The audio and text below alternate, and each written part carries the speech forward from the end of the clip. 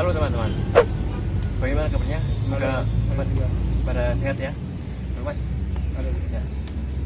Jumpa lagi dengan saya di segmen yang baru, yaitu segmen sebatas info, di mana di video ini saya mengundang narasumber dengan Mas Yon.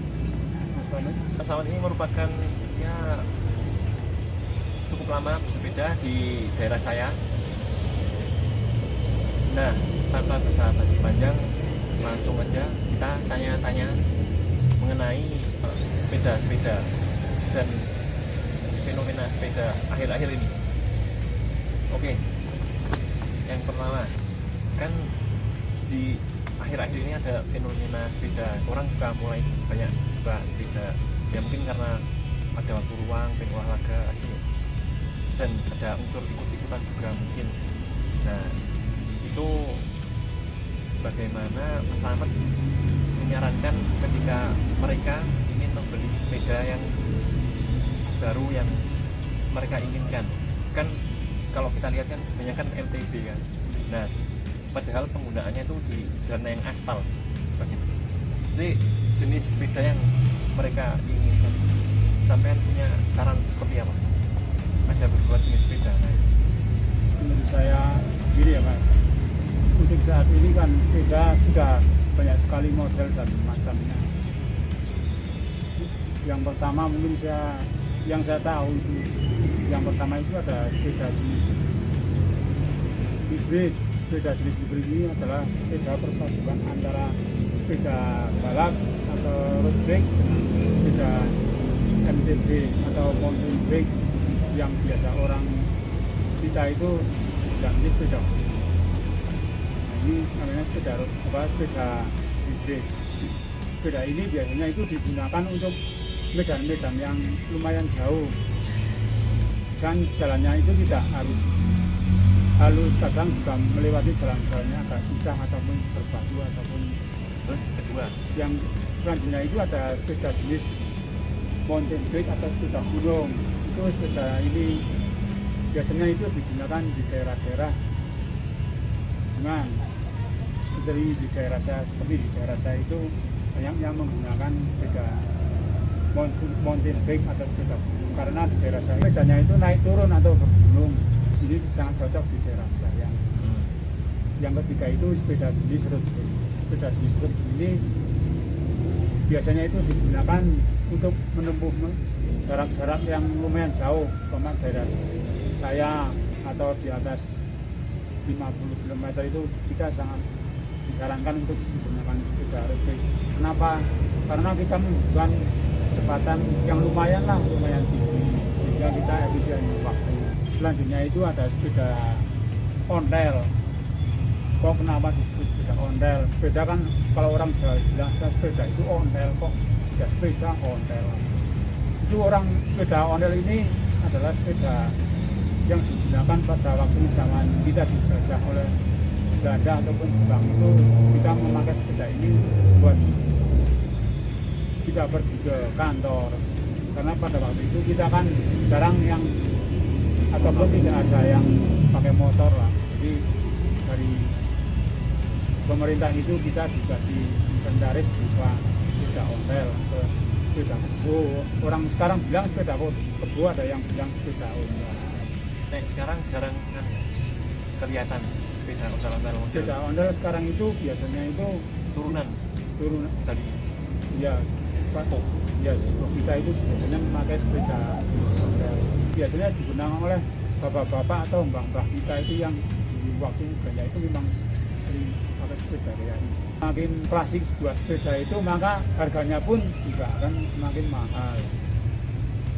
Yang selanjutnya itu sepeda lipat atau sepeda orang sekarang bilang itu adalah sepeda seli. Sepeda seli itu singkatan dari sepeda lipat.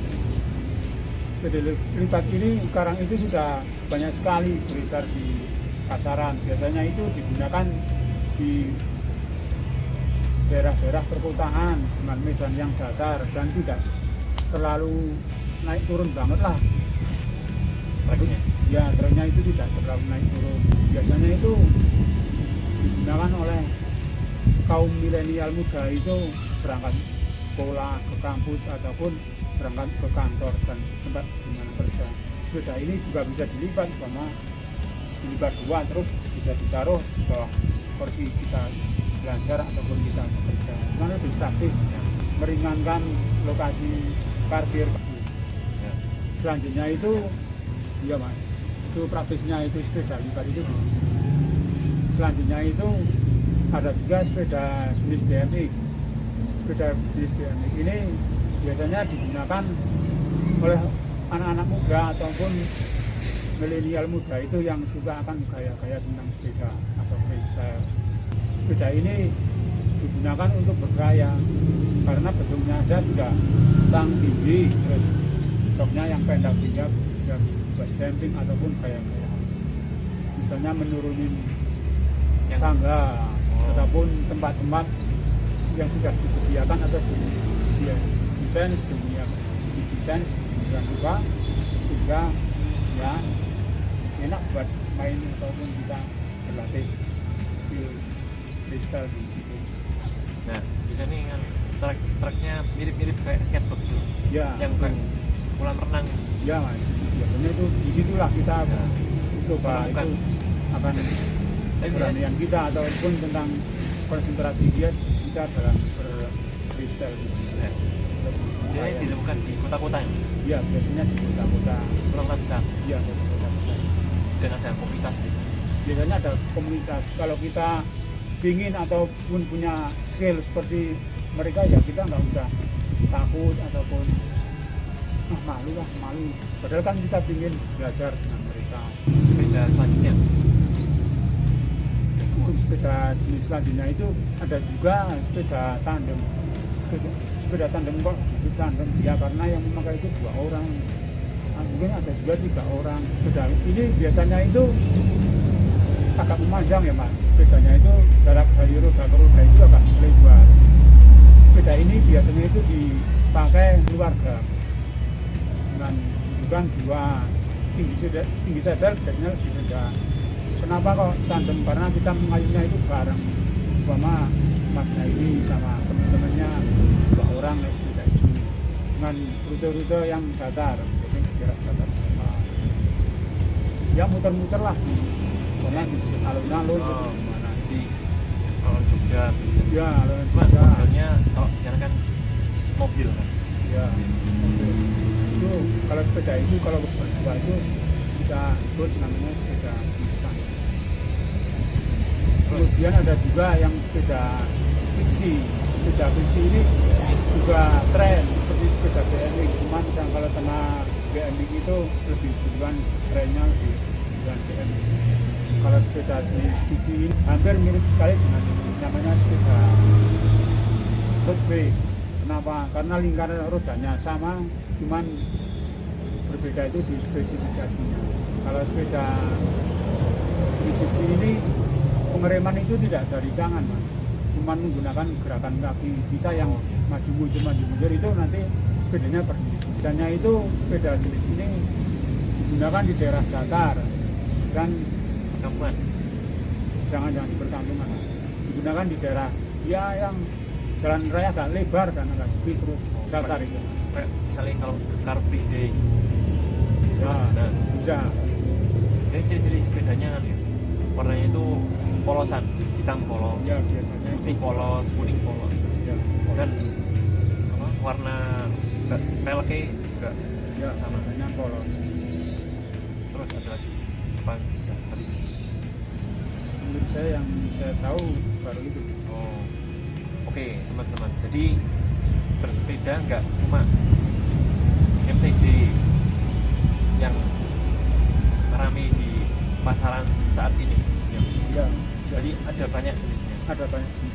Tergantung dari kesukaan kita itu mau bersepeda itu dengan gaya kita itu seperti apa. Oh, dan paham akan trek yang akan kita apa ya, pinginkan. Kita kan kadang tertantang yang treknya baja, kadang yang tertantang yang treknya dari gunung, kadang tertantang dengan kecepatan waktu. Nah itu kan pakai yang balap atau nah terus ini pertanyaan kedua, ini kan kadang mereka tuh pengen termasuk saya mungkin pengen beli sepeda yang begini yang ya dalam tanda kutip mungkin mengikuti tren atau MTB sepeda balap. Nah, ini kan kalau kita lihat kualitasnya kan kalau kualitas semakin bagus kan mahal kan. Nah, ini bagaimana mencegah dengan budget yang kita miliki mungkin ya sekitar berapa juta, tapi kita bisa oleh apakah kita harus membeli sepeda yang second, apakah kita tetap beli yang baru tapi yang kualitasnya signifikan atau gimana? Menurut saya begini ya Mas, kalau kita punya budget dana terbatas ya, kita sebelum membeli sepeda itu kita mantapkan dalam hati kita itu mau beli sepeda apa, kita mau jalan di mana, terus kita mau beli sepeda apa, itu yang dimantapkan dalam hati itu. Kalau pada saya katakanlah yang juga saya pilihnya sepeda itu ya, yang lebih baik itu kita membeli sepeda itu dilihat dulu sepedanya. Kalau sepeda baru itu dengan terekam yang kurang mumpuni, lebih baik saya sarankan jangan beli sepeda, karena nantinya suatu saat kita juga pasti akan menyesal ataupun kecewa, karena sepeda itu mungkin cuma bagus tampilan luarnya aja ya Mas. Kalau kita pakai kadang Berapa bulan, ya, 2 tahun kendala apa seperti teman-teman saya juga banyak yang seperti itu loh Mas. Beli sepeda ini loh, kok saya baru pakai setahun kok rusak ininya, kan kasihan dia belinya baru. Saran saya kalau mau beli dengan harga yang terbatas, lebih baik kita perhatikan dulu spare part atau underdeal sepedanya ini. Kalau spare part atau underdealnya bagus dan mumpuni itu ya belinya aja. Saya kan juga nggak apa-apa, yang penting spare partnya dulu, komponennya yang dipakai itu seperti apa. Kalau komponennya lumayan, bilang saja nggak syukur kalau kita punya uang atau lebih ya baru itu. Tapi yang utama itu diperhatikan dulu spare part. Kalau saran saya selaku sepeda yang sudah lumayan lah. Karena pengalaman saya loh Mas, saya pakai sepeda murahan diajak jauh, katakanlah di atas 30 km lah, baru 5 km sudah rusak ininya, belum ditangani merembet ke yang lain, kita kan nggak bisa. Kita wah ini apa? Kalau misal kita ikuti rombongan yang udah pro ya, teman-teman saya itu bersepedanya yang sudah lebih lama dari saya pendatang baru. Waktu itu saya menggunakan sepeda yang murah-murah, terbang murah, ya itu Mas kendala saya itu. Terus ada orang dari luar nyarani, ya sepeda yang gini Mas, ya saya coba, ya alhamdulillah kalau sepedanya itu ya nggak bisa lagi. Tapi saya lihat tuh Mas Slamet ini sebelum sepeda tuh sering banget cek. Nah itu kan juga berpengaruh terhadap kualitas kita ketika kita bersepeda kan. Maksudnya di sisi lain kita kalau mau beli sepeda kan kita harus yang kualitasnya bagus Ya, dan sesuai budget kan. Nah tapi yang paling penting juga nggak ketinggalan yaitu ngecek.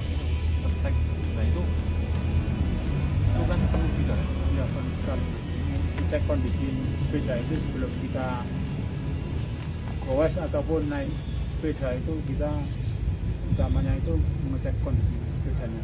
Ini kadang sih terlewat. Ya, biar terlewat. Kita jangan terburu-buru langsung naik sepeda.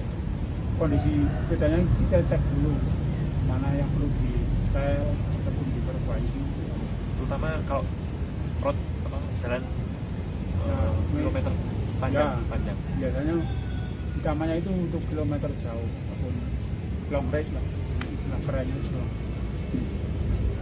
Untuk itu kalau kita nggak terburu-buru ya umpamanya kita mau buat pisau, kita malamnya itu Mas, malamnya itu kan kita ngecek daripada kita main HP ataupun game ataupun apa online apa yang katakanlah bisa ditunda untuk besok kan. Kita karena besok kita mau buat ya kita malamnya kita ngecek dulu. Kita ngeceknya kan santai di malam. Kalau kita ngeceknya pagi dadakan itu kurang, bagi saya itu kurang. Baik kita ngeceknya itu pagi karena waktunya lebih lama. Kalau kalau sudah oke baru dia kan bisa main game ataupun apalah belajar di gimana. Oke. Baru kabinnya itu kita bisa langsung pemanasan sepedaan, jangan lupa bawa air, berdoa, pakai helm dan pakaian, baru kita boleh. Mungkin cukup sekian ya video sebatas info kali ini tentang fenomena akhir-akhir sepeda yang booming. Nah, jadi bisa mungkin saya rangkum ya. Jadi kalau sepeda itu ada banyak jenisnya dan sepeda booming ini baik ya, baik Ya, baik sekali. partisipasi masyarakat terhadap sepeda tuh ya baik, yang penting hati-hati karena di jalan raya pemakaiannya banyak kan. Banyak kan. Nah terus yang ketiga, kalau mau beli sepeda harus sesuai budget dan mementingkan kualitas on the deal spare part Ya, dan selalu mengecek keadaan sepeda ketika kita mau bersepeda, terutama di trek yang panjang. Nah mungkin sekian ya, dan bisa dilanjut kapan-kapan. Ini adalah, nah sebelumnya saya minta maaf karena video ini diambil di siang hari dan di tempat yang dekat dengan jalan raya. Otomatis kalau suara kendaraan bermotor terdengar, itu saya minta maaf karena saya masih